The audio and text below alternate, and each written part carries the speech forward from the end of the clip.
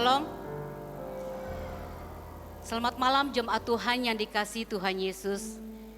Kita patut bersyukur kepada Tuhan atas kebaikan cinta kasih Tuhan, sehingga kita boleh ada pada saat ini, ada di tempat ini untuk memuji, membesarkan nama Tuhan.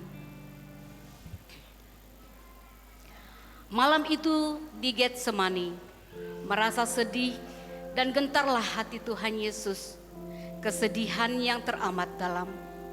Ia berdoa dan berdoa dan berdoa. Tuhan Yesus tetap memilih menjalani kehendak Bapanya, mati bagi kita semua dan mengorbankan nyawanya agar Anda dan saya dan seluruh umat manusia dapat menerima anugerah keselamatan.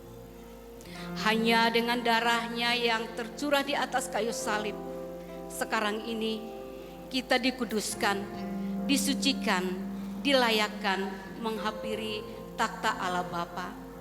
Hari demi hari kita dipulihkan menjadi ciptaan yang baru. Mari kita angkat suara puji dan sembah Dia, Yesus Kristus, Allah yang mulia. Kami bersyukur oleh kuasa darah-Mu. Jemaat Tuhan yang dikasihi Tuhan Yesus, kita bangkit berdiri. Kita memuji Tuhan, menyembah Dia karena Dia saja yang bisa kita sembah dan kita puji oleh kuasa darah.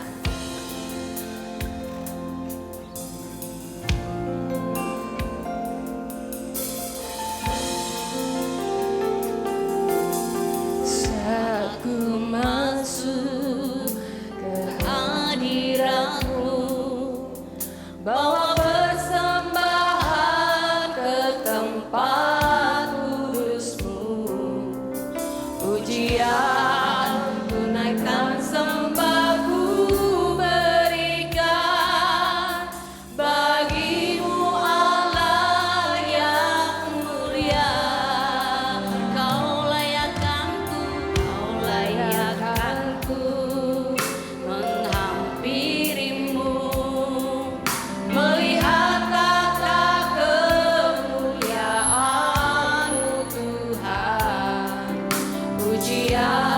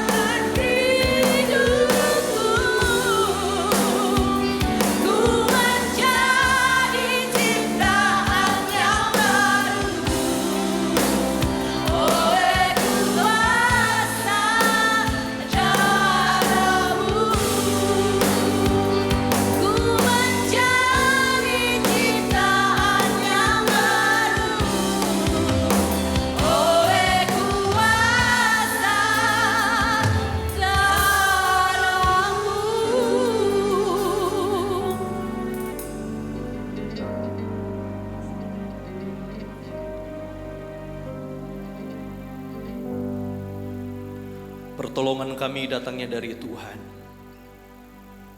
Allah pencipta langit dan bumi, Allah yang menjelma menjadi manusia dan mati di kayu salib. Pada malam hari ini Tuhan, biarlah Engkau menjamah setiap pribadi kami, lepas pribadi yang hadir pada malam hari ini, sehingga biarlah setiap pujian yang kami naikkan sungguh memberkati iman percaya kami di dalam Tuhan. Bahkan pada momen ibadah doa Getsemani, di mana Allah yang menjelma menjadi manusia, yang diperhadapkan dengan penyiksaan dan kematian di kayu salib, menunjukkan suatu pengorbanan yang luar biasa untuk menebus setiap dosa dan pelanggaran manusia. Terima kasih Tuhan, kami sangat bersyukur sebagai orang-orang yang telah ditebus oleh Tuhan, sebagai orang-orang yang percaya kepada Tuhan, dan Engkau menjalani segala sesuatunya. Terima kasih Tuhan, terima kasih.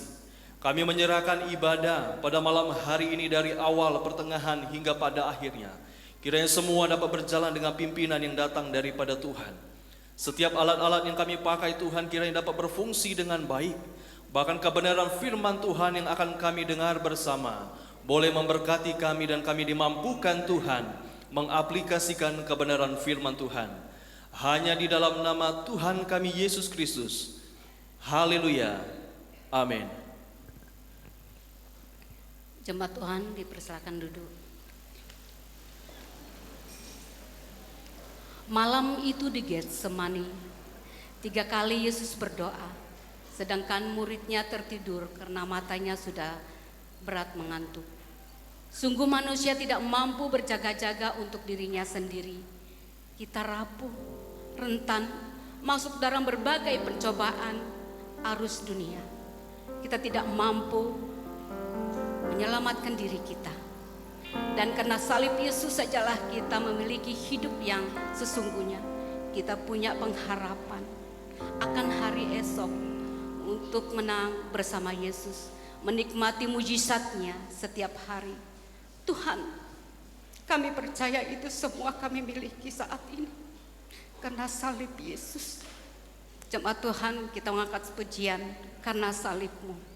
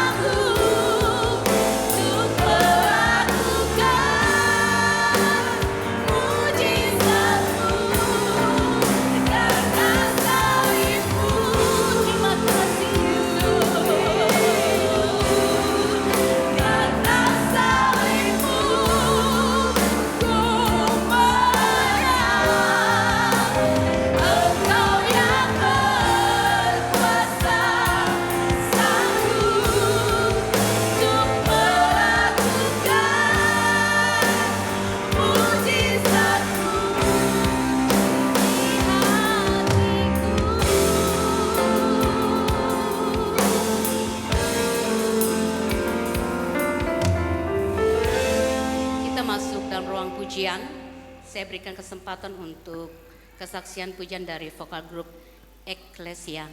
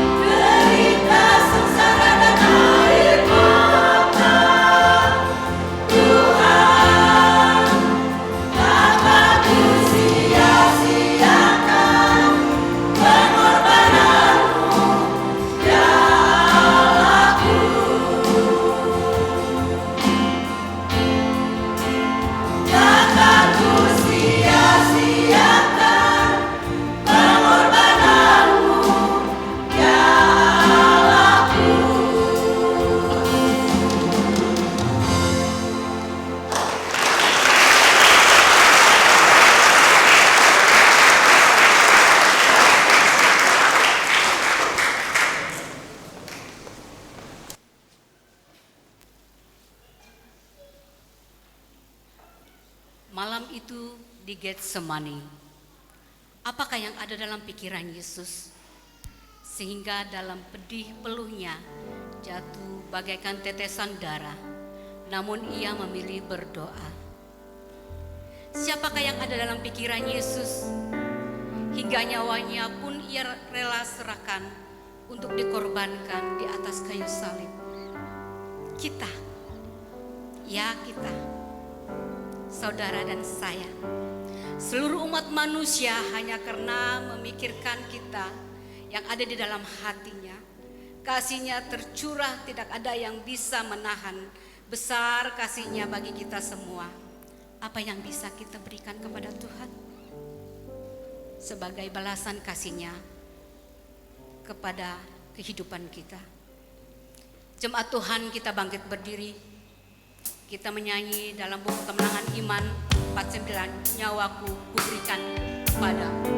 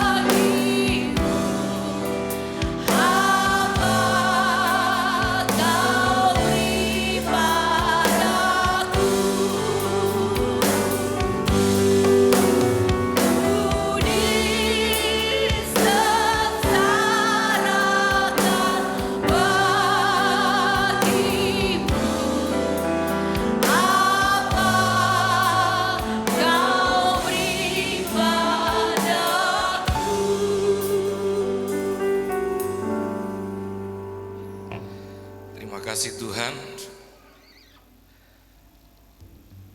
ini sebuah pertanyaan bagi kami, apa yang sudah kami beri kepada Tuhan? Apakah sebanding dengan apa yang Tuhan sudah buat? Ampuni kami Tuhan, ampuni kami. Kami bersyukur untuk malam hari ini Engkau memberikan kami kesempatan sekali lagi untuk hadir bersama di malam Getsemani ini, di mana sebuah peristiwa besar yang kami tidak dapat bayangkan apa sebenarnya yang sedang terjadi di dalam hatimu saat itu. Kami hanya dapat mengira, membayangkannya saja, tetapi ada yang jauh lebih daripada itu yang sedang Engkau gumulkan, dan betapa dalamnya semua itu Tuhan. Malam hari ini Tuhan, izinkan kami melihat kebenaran ini. Izinkan kami merasakan apa sebenarnya yang sedang kau pikirkan, yang kau sedang rasakan pada malam itu. Supaya kami mengerti lebih dalam lagi. Terima kasih Tuhan. Hamba mohon pimpinan Tuhan, dan di dalam nama Yesus kami berdoa. Amin. Silakan duduk.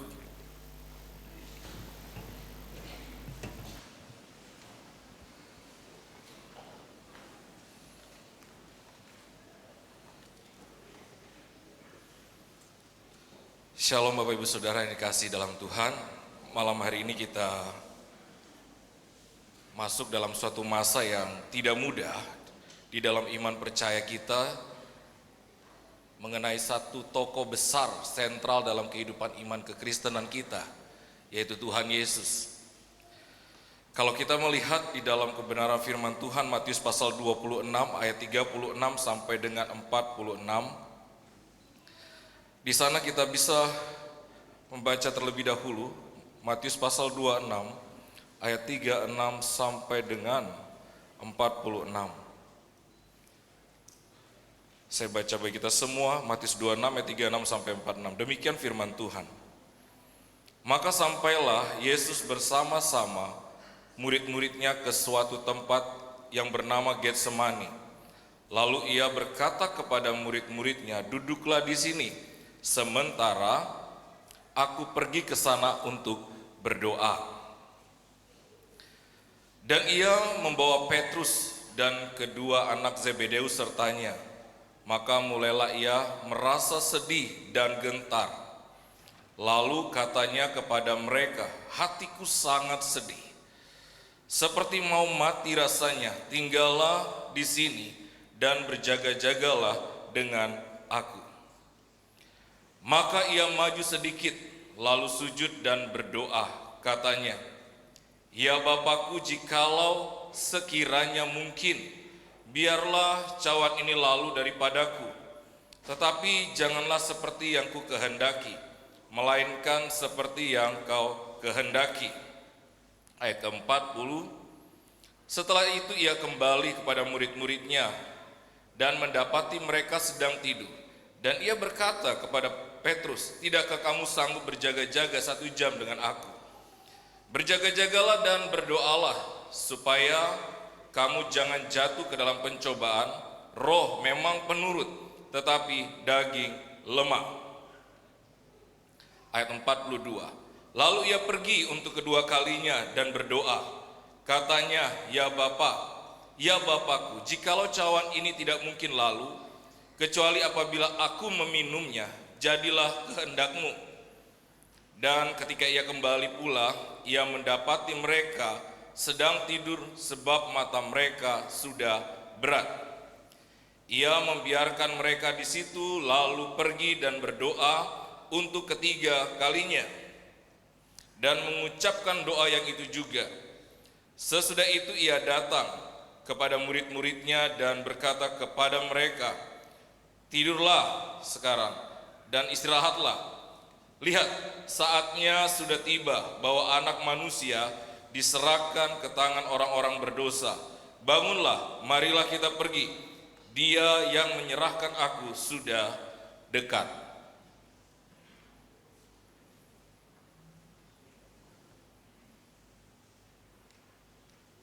Bapak Ibu Saudara yang saya kasih dalam Tuhan, malam hari ini kita melihat di dalam Matius 26 ayat 36 sampai 46 berbicara mengenai jadilah kehendak-Mu. Jadilah kehendak-Mu. Itu topik utama yang bisa kita lihat apa yang sebenarnya terjadi di Taman Getsemani. Kita bisa membayangkan ada peristiwa yang tidak mudah di Taman Getsemani. Sebelum penangkapan, sebelum penyiksaan, penghinaan, sebelum penyaliban, sebelum dia menyerahkan nyawanya, yang dia mengatakan, "Ke dalam tangan-Mu kuserahkan nyawaku." Ada satu masa yang tidak mudah, yaitu masa-masa di Taman Getsemani.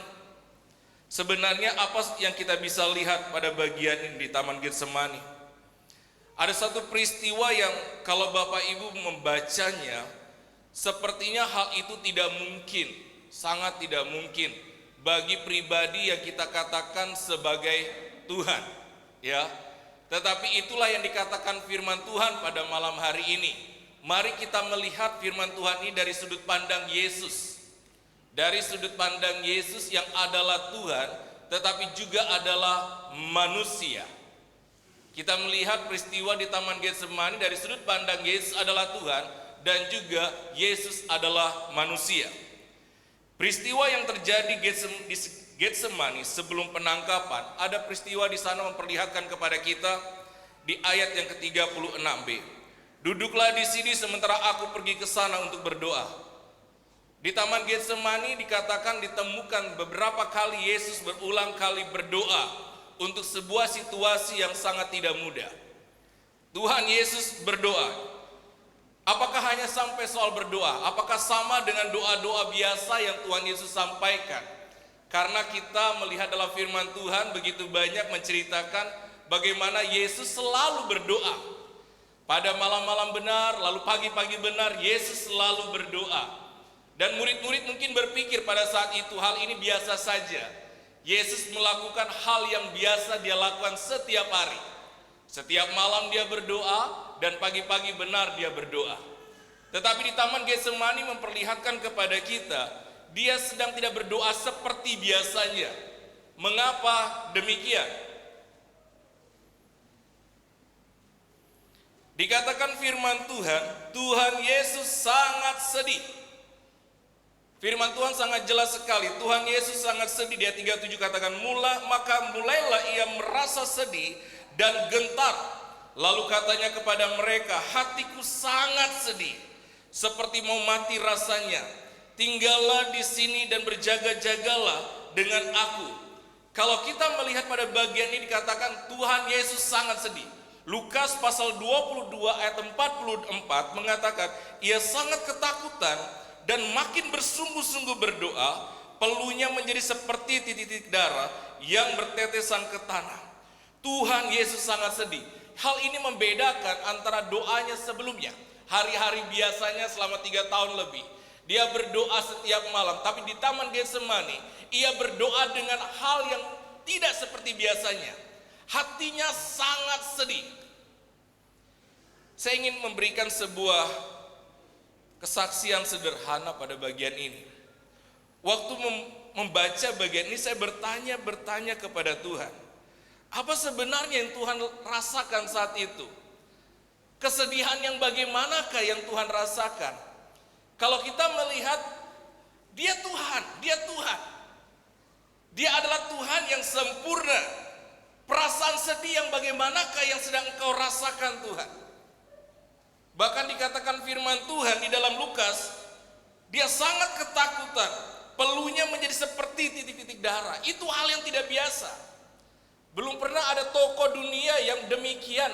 Saat ia berdoa sampai keringatnya seperti tetesan darah, dan itu hal yang mengerikan. Apa sebenarnya kesedihan yang Tuhan alami? Dari sudut pandang manusia, dari sisi manusia, Yesus bisa merasakan lapar. Yesus juga bisa merasakan haus. Artinya bahwa proses penangkapan, proses penyiksaan yang akan dia hadapi itu sangat menyakitkan. Jadi jangan katakan karena dia Tuhan berarti dia bisa kebal dengan rasa sakit pada saat itu. Tidak. Firman Tuhan memberikan penjelasan, Yesus lapar, Yesus haus, Yesus sedih. Artinya Yesus juga merasakan kesakitan yang sedemikian besar. Apa yang akan dia hadapi setelah penangkapan itu? Dari sudut pandang manusia kita bisa melihat Yesus akan mengalami penyiksaan yang luar biasa mengerikan.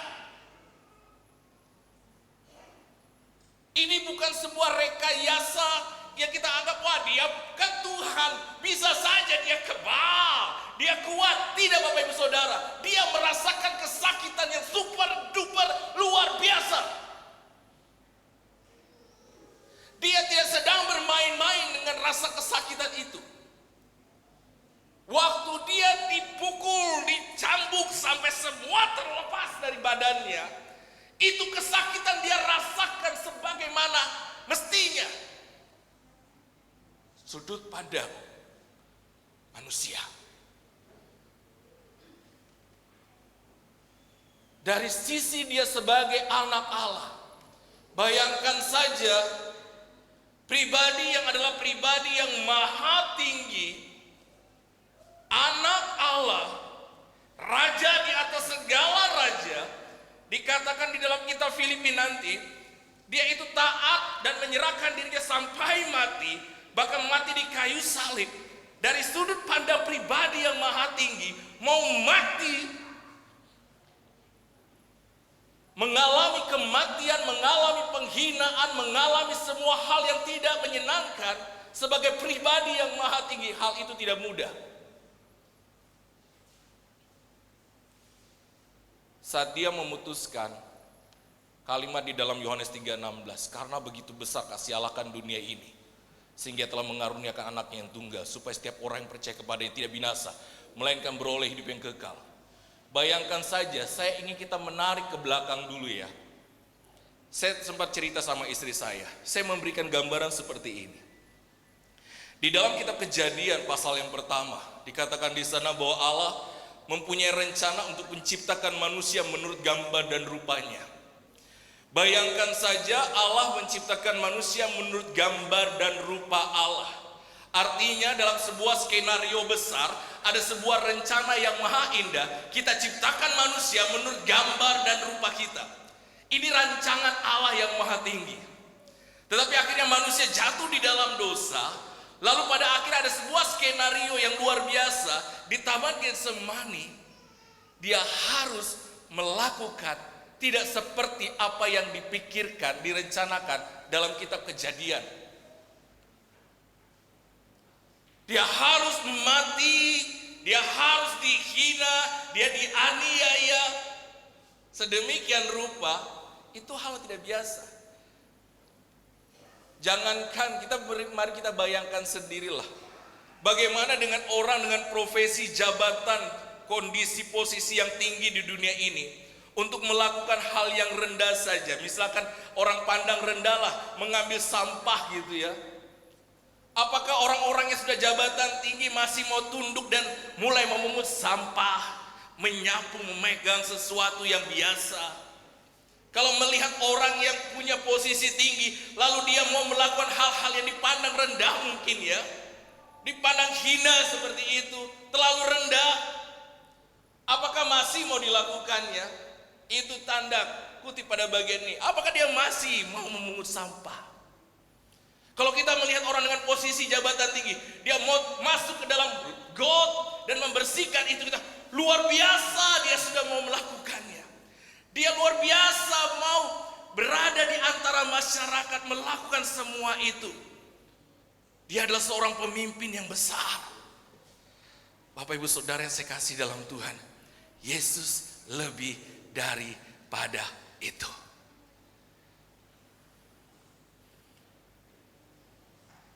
Kesedihannya ini sangat mendalam. Dari sudut pandang manusia dia merasakan sakit. Dari sudut pandang sebagai anak Allah yang maha tinggi, dia akhirnya merendahkan diri, bahkan mau mati dan mati di kayu salib. Dari sudut pandang sebagai pemilik ciptaannya, bayangkan begini. Ini bagian titik yang saya katakan saya sedikit agak perasaan sangat sedih pada bagian ini. Peristiwa penebusan manusia dari dosa adalah kondisi di mana Bapak Ibu Saudara dan kita semua sebagai manusia tidak ada seorang pun sebenarnya mampu melewati masa hukuman maut itu yang dikatakan di dalam kitab Roma, sebab upah dosa ialah maut. Kesedihan Yesus pada satu bagian adalah waktu dia melihat dan membayangkan kita semua yang berdosa ini, engkau dan aku itu tidak bisa masuk di dalam neraka, di dalam maut yang kekal itu tempat yang sangat mengerikan, sangat mengerikan. Ini seperti sebuah perasaan seorang bapa kepada anaknya. Bayangkan seorang bapak terhadap anaknya. Dia punya harapan yang besar, cita-cita yang besar kepada anaknya. Lalu terjadi sesuatu yang tidak seperti yang diharapkan. Apa yang terjadi dengan hatinya? Sedih.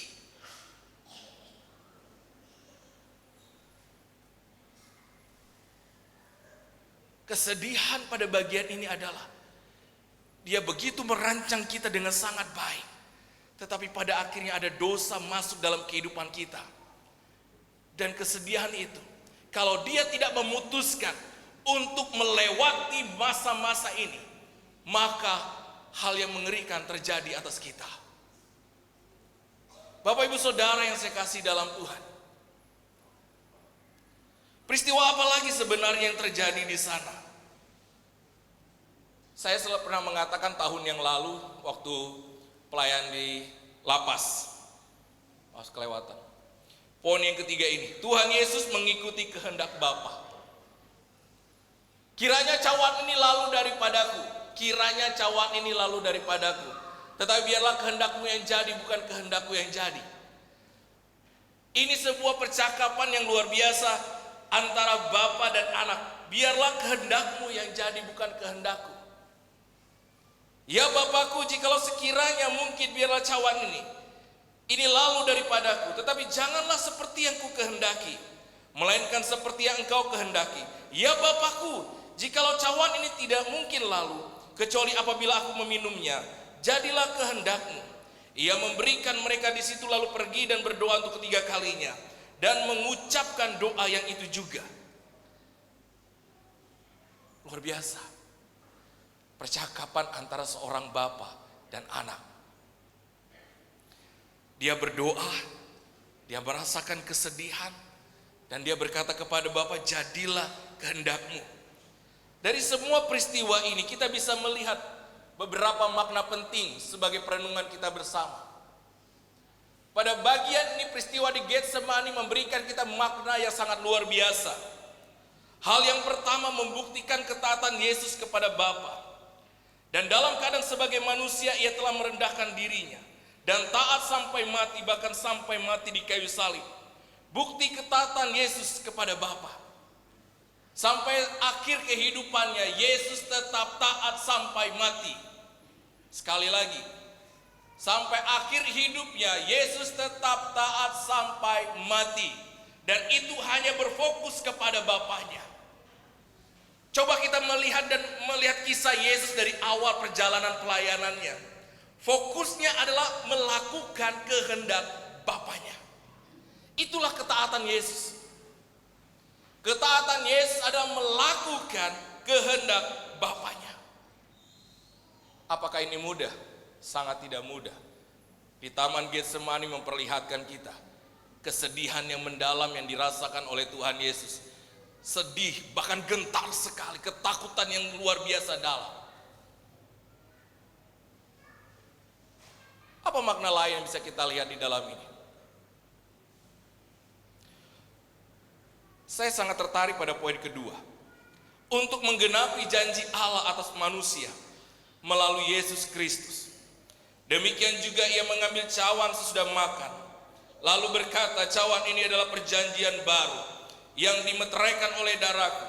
Perbuatlah ini setiap kali kamu meminumnya, menjadi peringatan akan aku. Saya ingin membuat kita membayangkan ini seperti sebuah perjanjian ilahi antara Bapa dan anak. Perjanjian ilahi antara Bapa dan anak. Dibuatlah sebuah perjanjian yang sangat besar, penggenapan janji Allah tentang penyelamatan manusia. Makanya di dalam setiap bulan kita melakukan perjamuan kudus. Jangan melihat itu hanya sebagai sebuah sakramen biasa. Itu adalah sebuah peringatan kita, mengingatkan kita tentang betapa dalamnya penyiksaan, penderitaan, kerinduan, kasih, keadilan, semua bersatu di dalamnya. Untuk siapa? Untuk saudara dan saya. Ini mengenai penyelamatan saudara dan saya. Mengapa Yesus sedih? Karena saudara dan saya.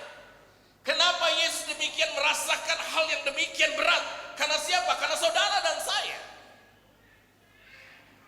Karena kita semua.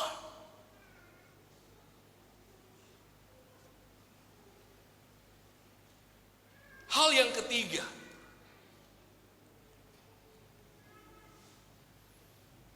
bergantung dan fokus pada kehendak Tuhan. Ya Bapakku, jikalau sekiranya mungkin, biarlah cawan ini lalu daripadaku, tetapi janganlah seperti yang ku kehendaki, melainkan seperti yang kau kehendaki. Lalu ia pergi untuk kedua kalinya berdoa, katanya, ya Bapakku, jikalau cawan ini tidak mungkin lalu kecuali apabila aku meminumnya, jadilah kehendakmu. Ia membiarkan mereka di situ lalu pergi dan berdoa untuk ketiga kalinya. Hal yang ketiga, makna dari Taman Getsemani, bergantung dan fokus kepada kehendak Bapa. Bapak Ibu Saudara yang saya kasih dalam Tuhan, setiap tahun kita merayakan masuk di dalam masa-masa hal yang berat di Taman Getsemani. Setiap tahun ada masa di mana kita memperingati proses mulai dari Taman Getsemani, penangkapan, Yesus disiksa, Yesus disalibkan, lalu Yesus mati, lalu Yesus bangkit, lalu Yesus naik ke surga. Setiap tahun hal yang sama dibicarakan. Kita juga setiap tahun mendengar Yesus taat, bahkan sampai mati di kayu salib.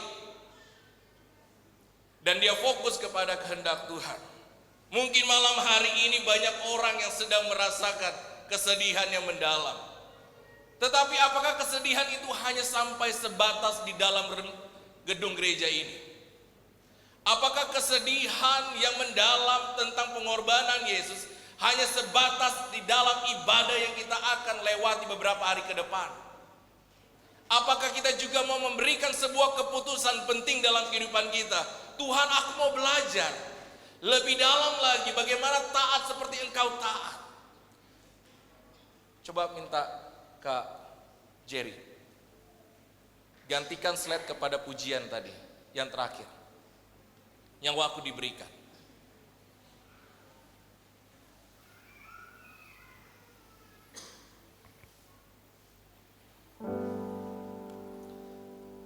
Kak Ida bisa bantu saya, Kak Ida. Kita tidak usah nyanyi dulu, kita baca pelan-pelan, musik dengan main. 1, 2, 3. Nyawaku diberikan, darahku tercurah, kau dapat tebusan dari mati, bangkitlah. Nyawaku diberikan bagimu, apa kau beri padaku? Nyawaku diberikan bagimu, apa kau beri padaku? Tahan di sini, kembali. Nyawaku diberikan bagimu, apa kau beri padaku? Nyawaku diberikan bagimu, apa kau beri padaku? Pujian yang berulang kali dinyanyikan dalam setiap perjamuan. Nyawaku diberikan, Bapak Ibu Saudara. Yesus berkata sekali lagi, nyawaku diberikan, apa yang kau beri padaku? Apakah dengan rasa sakit yang sedang kita alami saat ini, kita bersungut-sungut kepada Tuhan, Tuhan kenapa saya tidak sembuh Tuhan? Apakah dengan segala masalah yang sedang kita hadapi saat ini, kita berkata sama Tuhan, Tuhan kapan keluar dari masalah ini Tuhan? Akhirnya dengan semua hal yang seperti seakan-akan Tuhan tidak jawab, kita mulai mundur dari kehidupan kita dengan Tuhan. Kita mulai meninggalkan kehidupan kita dengan Tuhan. Tidak mau lagi dengan firman Tuhan, tidak mau lagi mengambil waktu di dalam berdoa, tidak mau mencari Tuhan. Kalau Tuhan jawab doa saya hari ini, saya cari Tuhan. Kalau Tuhan dengar seruan saya cari Tuhan.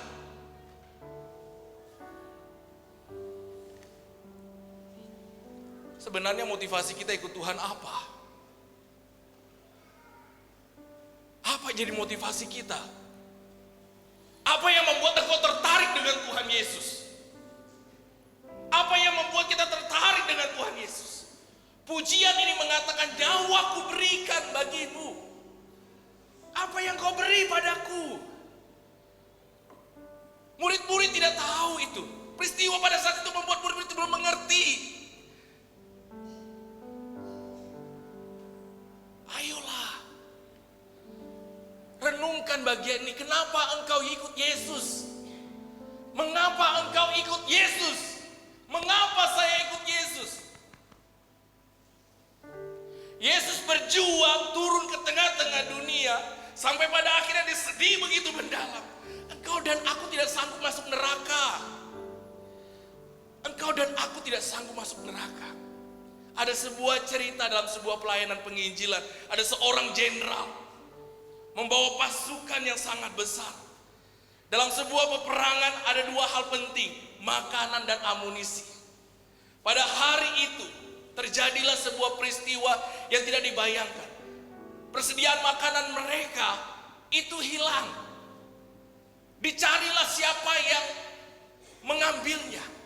Sang jenderal berkata kepada semua rakyatnya, siapapun yang melakukan kesalahan ini, dia harus dicambuk, dia harus dihukum. Dan pada akhirnya beberapa waktu kemudian ditemukanlah siapa yang mencuri. Dan yang ditemukan itu siapa? Ibunya. Ibunya ditemukan. Prajurit takut bicara sama jenderal. Mereka takut. Apa yang akan kita katakan dengan jenderal? Kalau dia tahu ibunya yang mencuri, apakah dia akan menghukumnya? Dan dilaporkanlah kepada jenderal itu. Dan akhirnya jenderal berkata, kita harus menghukum seperti apa yang sudah saya katakan. Berdirilah ibu tua ini di antara semua prajurit dan pengikut yang ada. Orang-orang mulai berkata, apakah dia akan menghukum ibunya sendiri? Masa akan dia akan menghukum ibunya? Tidak mungkin. Kalau dia sampai hukum ibunya, dia adalah anak yang tidak menyayangi ibunya. Suasana begitu ramai, ingin melihat apa yang sedang terjadi di sana.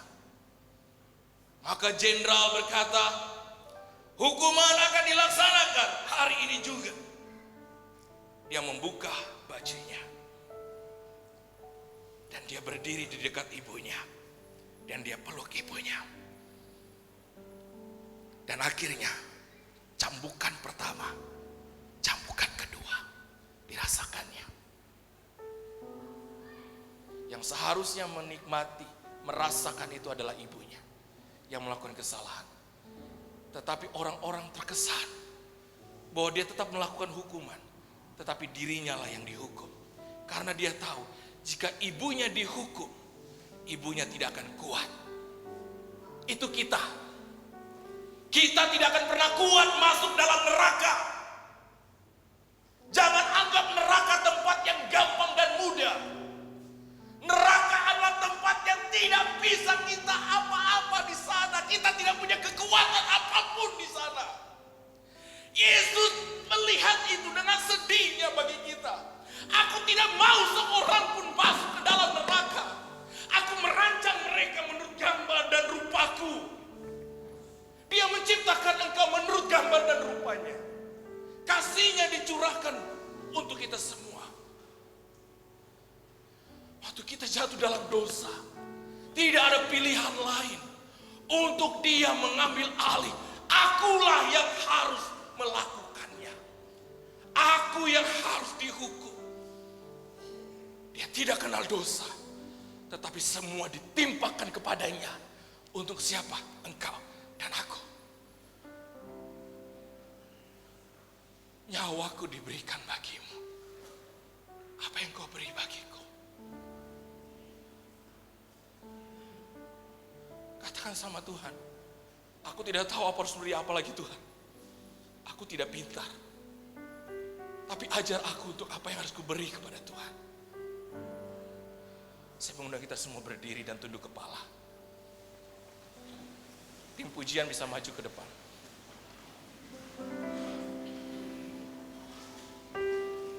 Sambil merenungkan kebenaran ini, kita naikkan pujian ini.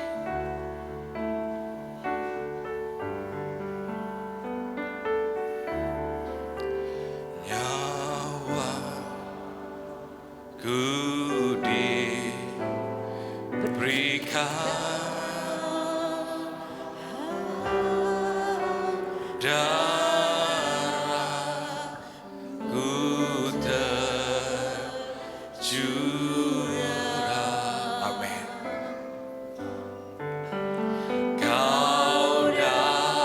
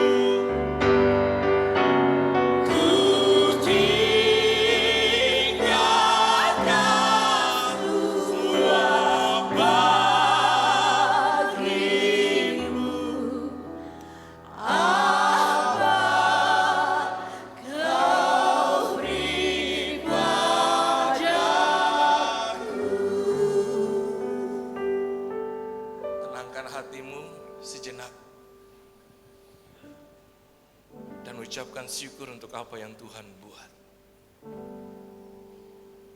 Kasih Tuhan. Kasih.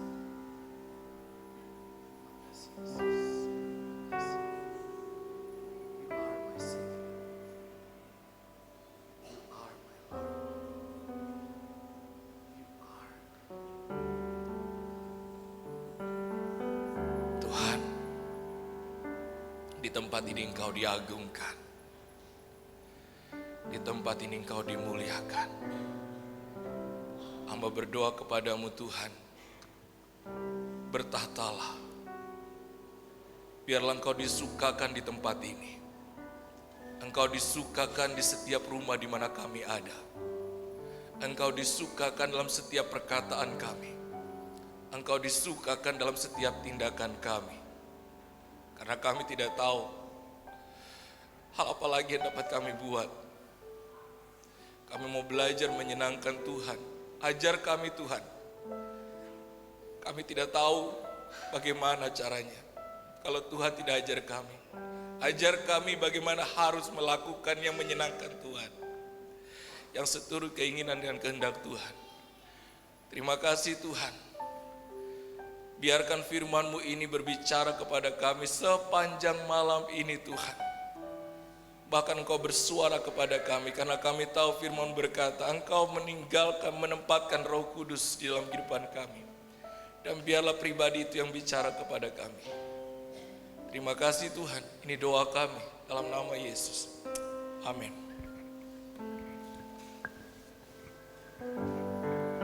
Jemaat silakan duduk.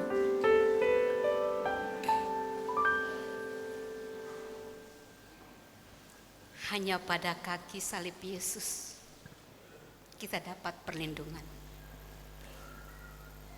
Hanya pada kaki salib Yesus kita terlepas dari buatan dosa kita. Hanya pada kaki salib Yesus ada perhentian di surga kelak. Jemaat Tuhan, kita memberi yang terbaik buat Tuhan sebagai pengucapan syukur kita atas berkat yang Tuhan berikan kepada kita. Pada kaki salib-Mu, kantong persembahan dijalankan.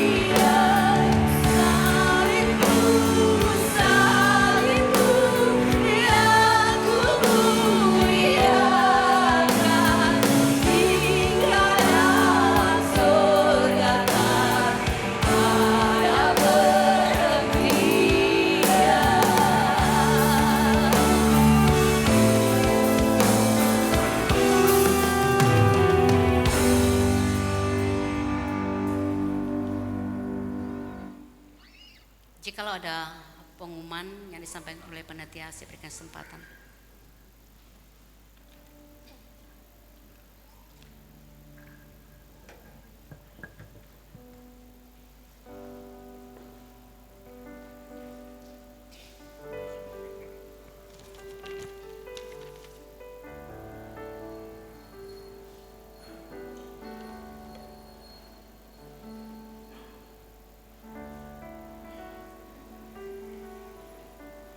Selamat malam Bapak Ibu Saudara sekalian, selamat ibadah malam Getsemani.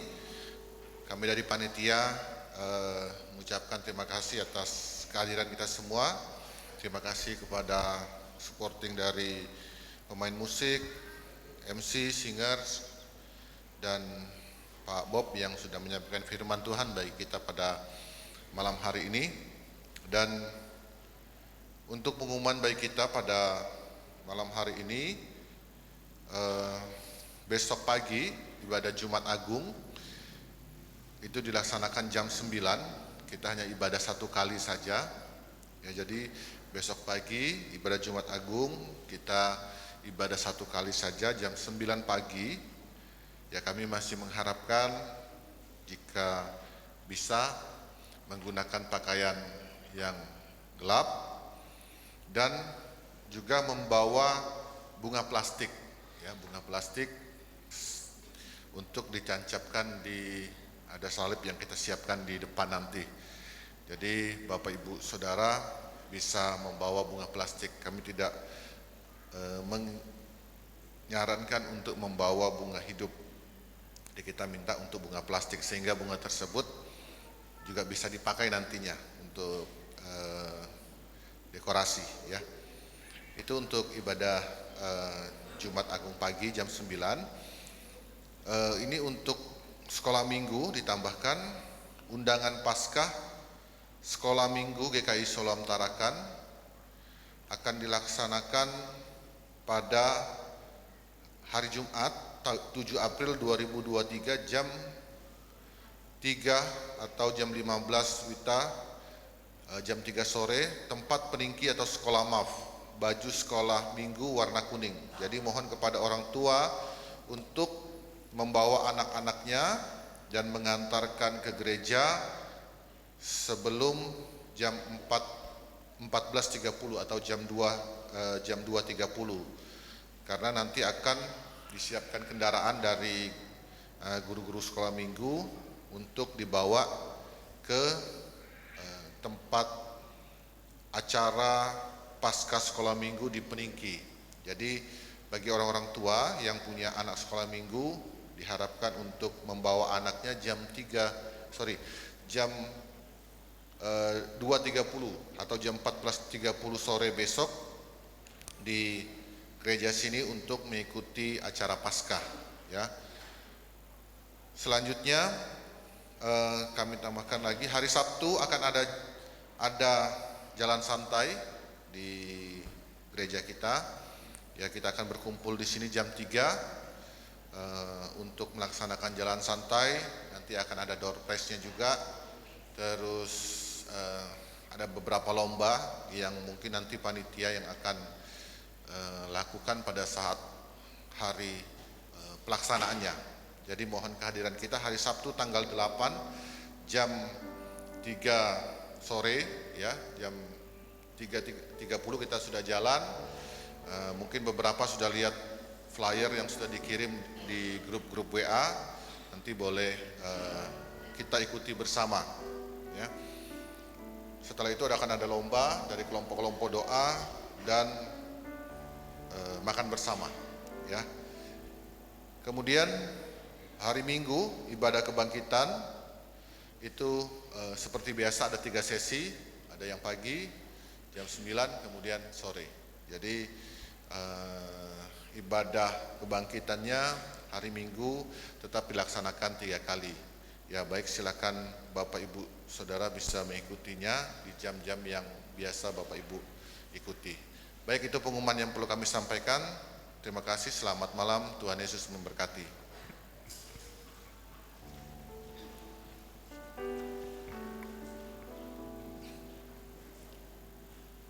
Pengorbanannya membuktikan hidup kita berharga dan janjinya akan menerima mahkota kemuliaan. Janji Tuhan, marilah kita terus ingat betapa besar kasih-Nya walaupun tidak mampu kita membalasnya.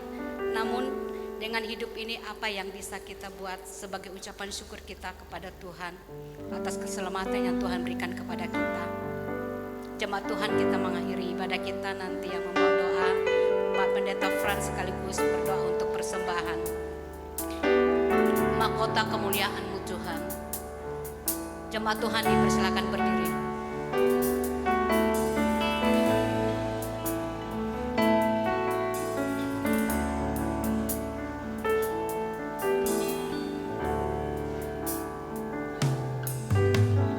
Bagaimana ku kan bernyanyi tentang kasih cinta-Mu.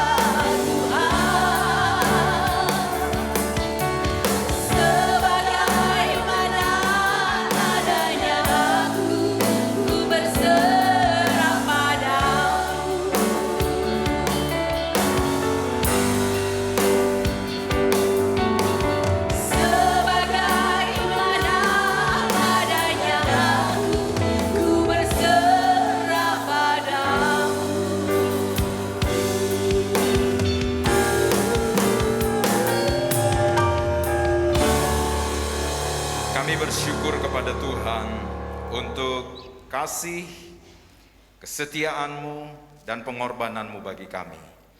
Bapa di surga, malam hari ini kami bersyukur boleh memberi persembahan kami kepada Tuhan. Uang yang sudah terkumpul kami doakan di dalam nama Yesus agar dipergunakan dengan baik untuk pekerjaan dan pelayanan di dalam jemaat ini. Terima kasih sudah memberi waktu bagi kami untuk beribadah bersama-sama. Malam hari ini kami diingatkan kembali bahwa peristiwa di Taman Getsemani adalah awal dari perjalanan panjang penderitaan Tuhan menuju penyaliban. Hari ini kami diajarkan kembali, diingatkan bahwa begitu besar kasih Allah sehingga Tuhan Yesus rela menerima semua siksaan yang begitu berat hanya untuk menggantikan kami yang berdosa ini, kami yang tidak tahu berterima kasih atas kebaikan Tuhan ini. Bapa di surga, terima kasih. Berkati semua jemaat Tuhan yang sudah hadir malam hari ini. Kiranya kami semua diteguhkan lewat ibadah malam hari ini, dikuatkan oleh firman Tuhan. Terpujilah namamu. Berkati semua jemaat Tuhan, agar di dalam kehidupan kami, mulai saat ini, kami hidup hanya menyenangkan Tuhan, melakukan tujuan-tujuan besar Allah dalam kehidupan kami. Terima kasih Bapa di surga, terpuji namamu. Jemaat Tuhan, pulanglah. Kiranya berkat dari Allah Bapa, anugerah keselamatan di dalam Tuhan kita Yesus Kristus, persekutuan dengan Roh Kudus menyertai kita sekalian mulai hari ini sampai Kristus datang untuk yang kedua kalinya. Haleluya. Amin. Jemaat Tuhan, silakan duduk. Kita berteduh sejenak, mengucap syukur atas kebaikan Tuhan, penyertaan Tuhan selama ibadah.